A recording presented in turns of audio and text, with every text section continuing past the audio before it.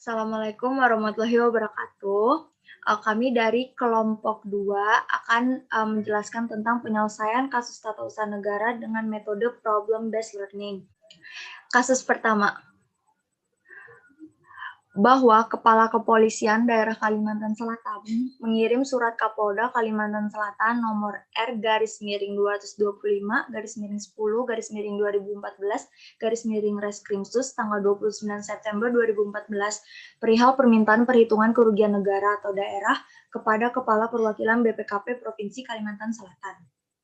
Bahwa Kepala Perwakilan BPKP Provinsi Kalimantan Selatan mengirimkan surat keputusan Kepala Perwakilan Badan Pengawasan Keuangan dan Pembangunan Provinsi Kalimantan Selatan nomor SR 250-PW10-2-2015 tanggal 14 Februari 2015 tentang laporan hasil audit dalam rangka perhitungan kerugian keuangan negara atas perkara dugaan tindak pidana korupsi dana kegiatan pengadaan tanah Kabupaten Kota Baru pada bagian tata pemerintahan Setdak Kabupaten Kota Baru tahun anggaran 2010 kepada Kapolda Kalimantan Selatan.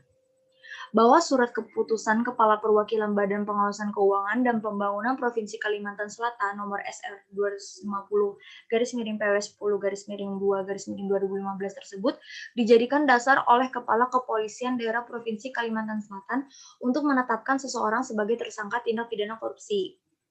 Bahwa surat keputusan Kepala Perwakilan Badan Pengawasan Keuangan dan Pembangunan Provinsi Kalimantan Selatan nomor SR 250-PW10-2-2015 tersebut juga dijadikan dasar oleh penuntut umum untuk menetapkan seseorang sebagai terdakwa tindak pidana korupsi. Pertanyaan dari kasus pertama adalah, apakah surat Kepala Perwakilan BPKP Provinsi Kalimantan Selatan nomor SR 250-PW10-2-2015 tentang laporan hasil audit dalam rangka perhitungan kerugian keuangan negara atas perkara dugaan tindak pidana korupsi dana kegiatan pengadaan tanah Kabupaten Kota Baru secara teoretik dan berdasarkan hukum positif dapat dikategorikan sebagai keputusan tata usaha negara atau KTUN? Analisis dari kelompok kami mendapatkan jawaban berupa surat Kepala Perwakilan BPKP Provinsi Kalimantan Selatan nomor SR 250-PW10-2-2015 tentang laporan hasil audit dalam rangka perhitungan kerugian keuangan negara atas perkara dugaan tindak pidana korupsi dana kegiatan pengadaan tanah Kabupaten Kota Baru secara teoretik dan berdasarkan hukum positif yang ada di Indonesia dapat dikategorikan sebagai keputusan tata usaha negara. Karena keputusan tersebut sudah memenuhi unsur-unsur dalam pasal 1 angka 9 Undang-Undang Nomor 51 tahun 2009 tentang Peradilan Tata Usaha Negara. Keputusan tersebut sudah memenuhi unsur-unsur, yaitu yang pertama, keputusan tersebut yang pastinya sudah tertulis, lalu dikeluarkan oleh badan atau pejabat tata usaha negara, lalu ada tindakan hukum tata usaha negaranya, terus yang keempat ada berdasarkan peraturan perundang-undangan, lalu keputusan tersebut bersifat konkret, individual, dan final. Lalu yang terakhir, keputusan tersebut menimbulkan akibat hukum bagi seseorang atau badan hukum perdata. Lalu pertanyaannya, apakah keputusan tersebut dapat dibawa ke Pengadilan Tata Usaha Negara? Jika dilihat dalam pasal 2 Undang-Undang Nomor 5 Tahun 1986, ada 7 keputusan tata usaha negara yang bukan kompetensi dari Pengadilan Tata Usaha Negara. Yaitu yang pertama, keputusan tata usaha negara yang merupakan perbuatan hukum perdata. Yang kedua, keputusan tata usaha negara yang merupakan pengaturan yang bersifat umum. Yang ketiga, keputusan tata usaha negara yang masih memerlukan persetujuan. Yang keempat, keputusan tata usaha negara yang dikeluarkan berdasarkan Kitab Undang-Undang Hukum Pidana atau Kitab Undang-Undang Hukum Acara Pidana atau peraturan perundang-undangan lain yang bersifat hukum pidana. Yang kelima, keputusan tata usaha negara yang dikeluarkan atas dasar hasil pemeriksaan badan peradilan berdasarkan ketentuan peraturan perundang-undangan yang berlaku. Yang keenam, keputusan tata usaha negara mengenai tata usaha Tentara Nasional Indonesia. Dan yang terakhir, keputusan Komisi Pemilihan Umum baik di pusat maupun di daerah mengenai hasil pemilihan umum.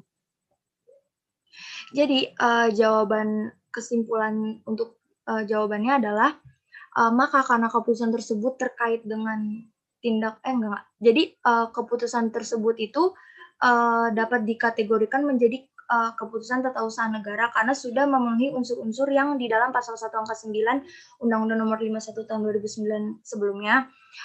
Namun jika keputusan tersebut untuk dijadikan sengketa di dalam pengadilan tata usaha negara itu tidak bisa, karena keputusan tersebut terkait dengan tindak pidana.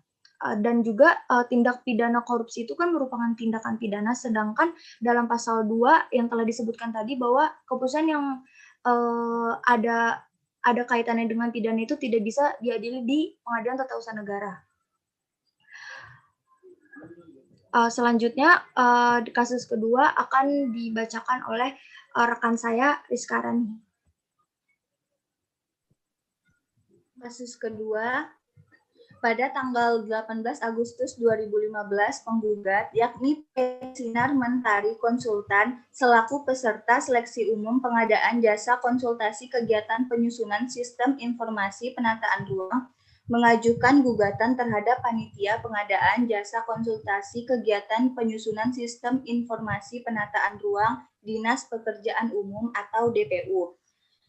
Pemerintah provinsi yang telah mengeluarkan surat keputusan tentang pemenang peserta lelang yang dianggap merugikan pihak tergugat. Pertanyaannya, apakah panitia pengadaan jasa Dinas Pekerja Umum itu dapat dijadikan sebagai pihak tergugat? Jelaskan alasannya. Dan jawaban kasus kedua dari kelompok kami, yaitu berdasarkan pasal 1 angka 10 Undang-Undang Nomor 51 Tahun 2009, sengketa tata usaha negara adalah sengketa yang timbul dalam bidang tata usaha negara antara orang atau badan hukum perdata dengan badan atau pejabat tata usaha negara, baik di pusat maupun di daerah, sebagai akibat dikeluarkannya keputusan tata usaha negara termasuk sengketa kepegawaian berdasarkan peraturan perundang-undangan yang berlaku. Maka panitia pengadaan jasa Dinas Pekerjaan Umum dapat dijadikan sebagai tergugat karena merupakan pejabat tata usaha negara. Hal ini berdasarkan yang bisa menjadi tergugat dalam perkara tata usaha negara itu hanya pejabat tata usaha negara atau pemerintah. Dan juga sengketa ini ada dikarenakan tindakan panitia pengadaan jasa Dinas Pekerjaan Umum yang mengeluarkan surat keputusan tentang pemenang peserta lelang. Maka panitia tersebut dapat dijadikan sebagai tergugat.